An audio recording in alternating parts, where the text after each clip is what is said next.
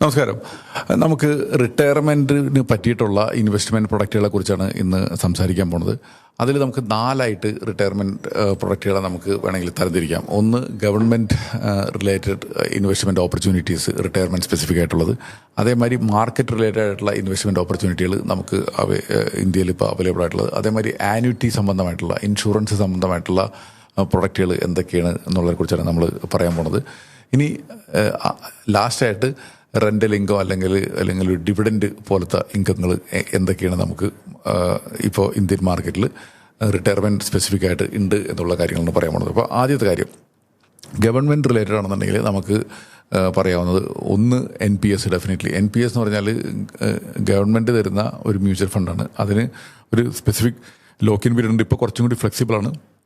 പിന്നെ tax efficient ആണ്. കാരണം നമ്മൾ മെച്യൂർഡ് ആയി കഴിഞ്ഞ ടൈമിൽ നമ്മൾ പൈസ എടുക്കുന്ന സമയത്ത് ഏകദേശം 60% നമുക്ക് പൈസ ടാക്സ് ഫ്രീ ആയിട്ട് നമുക്ക് എടുക്കാൻ പറ്റും എന്നുള്ളത് വലിയൊരു അഡ്വാൻറ്റേജ് ആണ്. ആ ടൈമിൽ ബൾക്കായിട്ട് എടുക്കുക, ബാക്കിയുള്ള പൈസ ആന്വിറ്റി ആയിട്ട് നമുക്ക് ഓപ്റ്റ് ചെയ്യാനുള്ള ഓപ്ഷൻ NPS നമുക്കുണ്ട്, നാഷണൽ പെൻഷൻ സ്കീം എന്ന് പറഞ്ഞിട്ട്. അപ്പോൾ ഇത് ഇപ്പോൾ പലപ്പോഴും വർക്കിംഗ് എംപ്ലോയീസിനൊക്കെ അവൈലബിൾ ആണ്. എല്ലാവർക്കും ഓപ്റ്റ് ചെയ്യാവുന്ന ഒരു പ്രൊഡക്റ്റ് തന്നെയാണ് NPS എന്ന് പറഞ്ഞു കഴിഞ്ഞാൽ. ഇനി അടുത്ത NPS പോലെ തന്നെ ഉപകാരപ്രദമായിട്ടുള്ളതിന് ഇപ്പോൾ PPF അല്ലെങ്കിൽ EPF, public provident fund, employee provident fund. PPFിലാണെങ്കിൽ 15 വർഷമാണ് ലോക്കിൻ പീരീഡ്. EPF ആണെങ്കിൽ നമ്മൾക്ക് ജോലിയുള്ള ആൾക്കാർക്ക് എംപ്ലോയീസിന് കോൺട്രിബ്യൂട്ട് ചെയ്യാൻ പറ്റും, അതേമാതിരി എംപ്ലോയർക്കും കോൺട്രിബ്യൂട്ട് ചെയ്യാൻ പറ്റും. ഇത് ടാക്സ് ഫ്രീ ആണ്. ഇൻവെസ്റ്റ് ചെയ്യുന്ന സമയത്തും നമുക്ക് അത് ടാക്സ് ബെനിഫിറ്റിൽ പെടുത്താം. അതേമാതിരി ഇൻവെസ്റ്റ് ചെയ്ത് റിട്ടേൺ കിട്ടുന്ന സമയത്ത് നമുക്ക് ടാക്സ് കൊടുക്കണ്ട എന്നുള്ളതൊരു വലിയൊരു ബെനിഫിറ്റാണ്. ഇപ്പോൾ EPF ഒക്കെ ആണെങ്കിൽ 8.2% റിട്ടേൺ കിട്ടും. അപ്പോൾ അത് ടാക്സ് ഇല്ലാണ്ട് കിട്ടും എന്ന് പറഞ്ഞാൽ നല്ലൊരു റിട്ടേൺ തന്നെയാണ്. എസ്പെഷ്യലി എംപ്ലോയീസ് ഒക്കെ ആണെങ്കിൽ ഡെഫിനറ്റ്ലി ഇത് ഓപ്റ്റ് ചെയ്യുക. ഇതിൽ നിന്ന് പൈസ ലോൺ എടുത്ത് തീർക്കാണ്ടിരിക്കുക. ഇത് നമുക്ക് ഗവൺമെൻറ് തന്നിട്ടുള്ള റിട്ടയർമെൻറ്റ് ബെനിഫിറ്റ് പ്രൊഡക്റ്റാണ്. Please make use of it, ഈ പറഞ്ഞ ഒരു സാധനം. ഇതുപോലെ തന്നെ പെൻഷനായിട്ടുള്ള ആൾക്കാർക്ക് പോസ്റ്റ് ഓഫീസിലുള്ള സീനിയർ സിറ്റിസൺ സേവിങ്സ് സ്കീമുണ്ട്. അത് 60 വർഷത്തിന് മുകളിലുള്ളവർക്കാണുള്ളത്. ഇനി അതല്ല, റിട്ടയർ ചെയ്തിട്ടുള്ള ആൾക്കാർക്ക് 55 വയസ്സിന് ശേഷവും ഇതിൽ തുടങ്ങാം. ഇനി ആംഡ് ആൾക്കാരാണെന്നുണ്ടെങ്കിൽ റിട്ടയർമെൻറ്റ് കഴിഞ്ഞിട്ട് 50 വയസ്സ് കഴിഞ്ഞിട്ടുള്ളവർക്കും ഇതിൽ ചേരാനുള്ള ഓപ്ഷൻ ഉണ്ട്.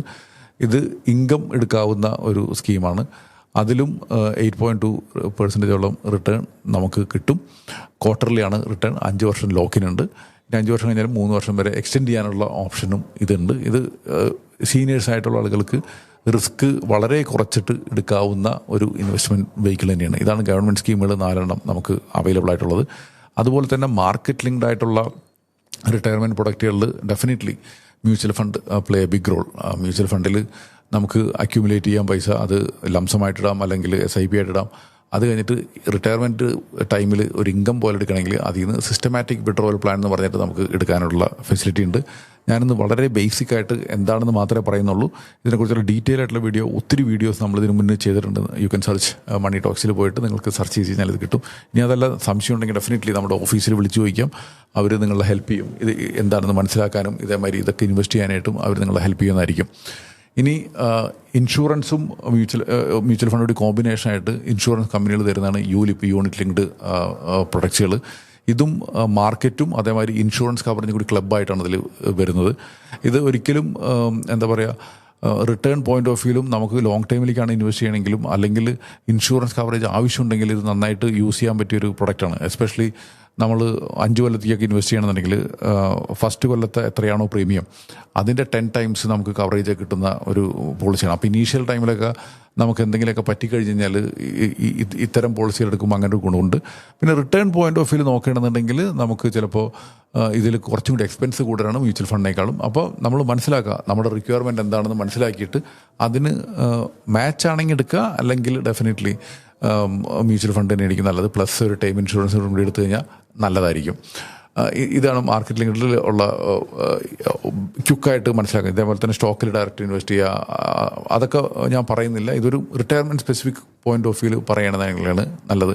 ഇതുപോലെ തന്നെ ഇൻഷുറൻസ് പ്രൊഡക്റ്റുകൾ വേറൊരു പ്രൊഡക്റ്റാണ് ഗ്യാരണ്ടീഡ് റിട്ടേൺ കിട്ടുന്ന സേവിങ്സ് പ്ലാനുകളുണ്ട്. അപ്പോൾ ഇതിൽ ഇൻവെസ്റ്റ് ചെയ്യുമ്പോൾ നമുക്ക് വേണമെന്നുണ്ടെങ്കിൽ ഒരു പർട്ടിക്കുലർ പീരീഡിലേക്ക് 5 വർഷത്തേക്കോ 7 വർഷത്തേക്കോ ഒക്കെ നമുക്ക് ഇൻവെസ്റ്റ് ചെയ്യാം. ഇപ്പോൾ തന്നെ 3 വർഷത്തേക്ക് മാത്രം ഇൻവെസ്റ്റ് ചെയ്യുന്ന സേവിങ്സ് പ്രൊഡക്റ്റുകളൊക്കെ ഉണ്ട്. എന്നിട്ട് നമുക്ക് അതിൽ നിന്ന് ഒരു റിട്ടയർമെൻറ്റ് സേവിങ്സ് എടുക്കാവുന്ന പ്രൊഡക്റ്റുകൾ നമുക്ക് അവൈലബിൾ ആണ്. അപ്പോൾ ഇതിൽ ശരിക്കും ഒരു ബാങ്ക് ഇൻട്രസ്റ്റിനേക്കാളും കൂടുതൽ പ്രെഡിക്റ്റബിൾ റിട്ടേൺ നമുക്ക് ഉണ്ടാക്കിയെടുക്കാനായിട്ട് പറ്റുന്ന റിട്ടയർമെൻറ്റ് പ്രൊഡക്റ്റുകളാണ്. അപ്പോൾ ഇത് ഓരോരുത്തരുടെയും ഒരു ഫിനാൻഷ്യൽ പ്ലാൻ ചെയ്തിട്ട് എത്ര പോർഷൻ ഇതിൽ വേണം, എത്ര പോർഷൻ മാർക്കറ്റിൽ വേണം എന്നൊക്കെ പ്ലാൻ ചെയ്തിട്ട് എടുക്കുകയാണെങ്കിൽ കുറച്ചും കൂടി ഒരു റിട്ടയർമെൻറ്റ് പ്രൊഡക്റ്റ് നന്നായിരിക്കും. ഇതുപോലെ തന്നെ എടുക്കാവുന്ന ഇൻഷുറൻസ് പ്രൊഡക്റ്റുകളാണ് ആന്യൂറ്റി പ്ലാൻസ് എന്ന് പറഞ്ഞിട്ട്. ആന്യൂറ്റി പ്ലാനിൻ്റെ ഒരു ഗുണം എന്ന് വെച്ചാൽ നമുക്ക് ഒരു ബൾക്കായിട്ട് പൈസ ഇടാം. എന്നിട്ട് അതിൽ നിന്ന് വേണമെങ്കിൽ നെക്സ്റ്റ് മന്ത് തുടങ്ങിയിട്ട് നമുക്ക് ഒരു ഇമ്മീഡിയറ്റ് പെൻഷൻ എടുക്കണ പോലെ നമുക്ക് എടുക്കാനായിട്ടുള്ള ഓപ്ഷൻ നമുക്ക് അവൈലബിൾ ആണ്. അപ്പോൾ ഇതിൻ്റെ ഏറ്റവും വലിയൊരു ഗുണം എന്ന് വെച്ചാൽ നമുക്ക് അത്യാവശ്യം പൈസയൊക്കെ ഉണ്ട്, നമുക്കൊരു പ്രഡിക്റ്റബിൾ ഇൻകമാണ് വേണ്ടതെന്നുണ്ടെങ്കിൽ ഇതിൽ ഇൻവെസ്റ്റ് ചെയ്യാം.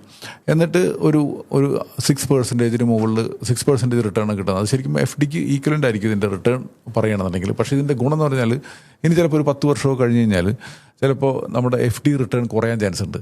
പക്ഷേ ഇവിടെ നമ്മൾ ലോക്ക് ചെയ്ത് കഴിഞ്ഞാൽ ആ പർട്ടിക്കുലർ റിട്ടേൺ എത്രയാണോ അത് കിട്ടിക്കൊണ്ടിരിക്കും. അതാണ് ഇതിൻ്റെ ഏറ്റവും വലിയ ഒരു ഗുണം.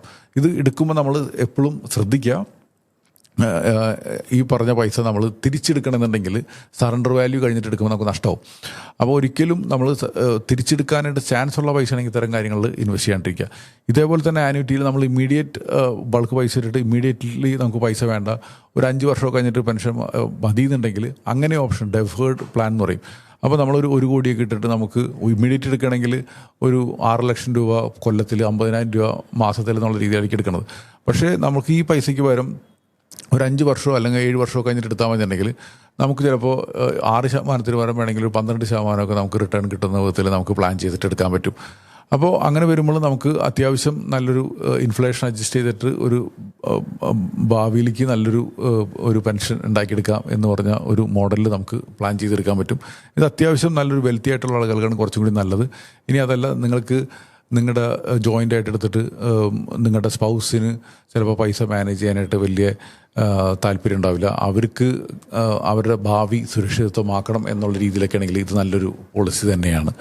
ഇനി എപ്പോഴും നോക്കാം നമ്മുടെ ഫിനാൻഷ്യൽ പ്ലാനിൽ കറക്റ്റ് പ്രൊഡക്റ്റ് ആണോ എന്ന് മനസ്സിലാക്കിയിട്ട് എടുക്കാനായിട്ട് ശ്രമിക്കുക.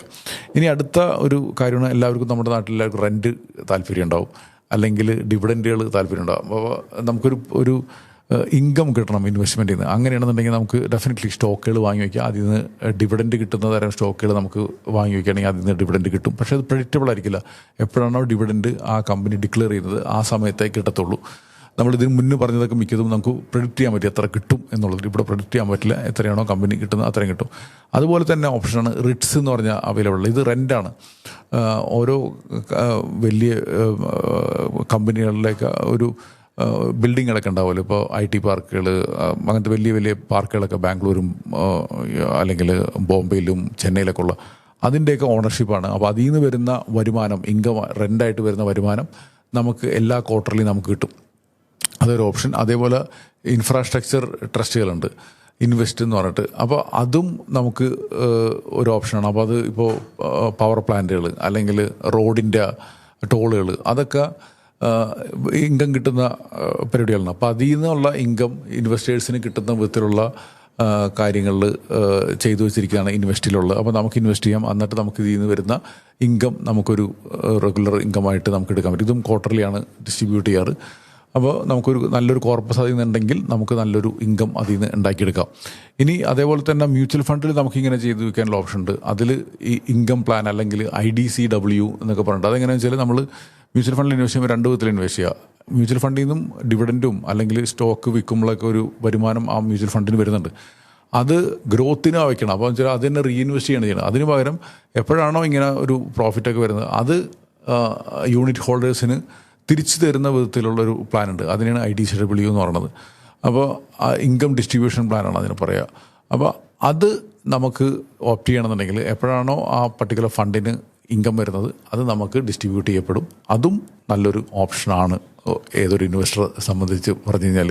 അപ്പോൾ ഇതൊക്കെയാണ് ശരിക്കും ഒരു റിട്ടയർമെൻറ്റ് പോയിൻ്റ് ഓഫ് വ്യൂവിൽ നമുക്ക് ഇൻവെസ്റ്റ് ചെയ്യാവുന്ന പ്രൊഡക്റ്റുകൾ. ഇപ്പോൾ നമ്മൾ 4ആയിട്ട് ഡിവൈഡ് ചെയ്ത് പറഞ്ഞ് ഗവൺമെൻറ് പ്രൊഡക്റ്റുകൾ, അതേമാതിരി മാർക്കറ്റ് ലിങ്ക്ഡ് ആയിട്ടുള്ള പ്രൊഡക്റ്റുകൾ, അതേമാതിരി ആന്യൂറ്റി പ്രൊഡക്റ്റുകൾ, അതേമാതിരി നമുക്കൊരു റെൻ്റൽ ആൻഡ് ഡിവിഡൻറ്റ് ഇൻകം പ്രൊഡക്റ്റുകളായിട്ടുള്ളത്. അപ്പോൾ ഇതിൽ ഏതാണ്, അപ്പോൾ ശരിക്കും ഏതാണെന്ന് മനസ്സിലാക്കിയിട്ടൊരു വിഷയം. അപ്പോൾ റിട്ടയർമെൻറ്റ് പോയിന്റ് ഓഫ് വ്യൂ നോക്കുകയാണെന്നുണ്ടെങ്കിൽ ഇന്ന പ്രൊഡക്റ്റ് എന്നുള്ളതല്ല നമ്മുടെ ഇമ്പോർട്ടൻ്റ് ആയിട്ടുള്ള കാര്യം.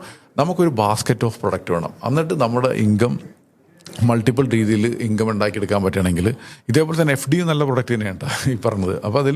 അപ്പോൾ നമ്മൾ ഇത് കൃത്യമായിട്ട് മനസ്സിലാക്കിയിട്ട് നമുക്ക് എത്ര പോർഷൻ ഓരോന്നിന് വേണം എന്ന് നോക്കി ഇൻവെസ്റ്റ് ചെയ്യണമെങ്കിൽ നമ്മുടെ ഒരു റിട്ടയർമെൻറ്റ് ലൈഫിൽ നല്ല രീതിയിൽ ഇൻകം ഉണ്ടാക്കിയെടുക്കാനായിട്ട് പറ്റും. അപ്പോൾ ഇതെല്ലാവർക്കും മനസ്സിലായി വിചാരിക്കുന്നു. ഇതിനെക്കുറിച്ചുള്ള കമൻറ്റുകൾ ഉണ്ടെങ്കിൽ പറയാം.